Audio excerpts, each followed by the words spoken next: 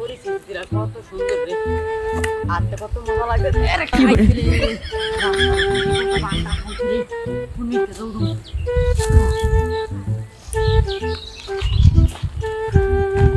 আরে খানা খানা ওই খানা ওই চিকি খানা ওই চিকি খানা ওই বড় তুই খানা রে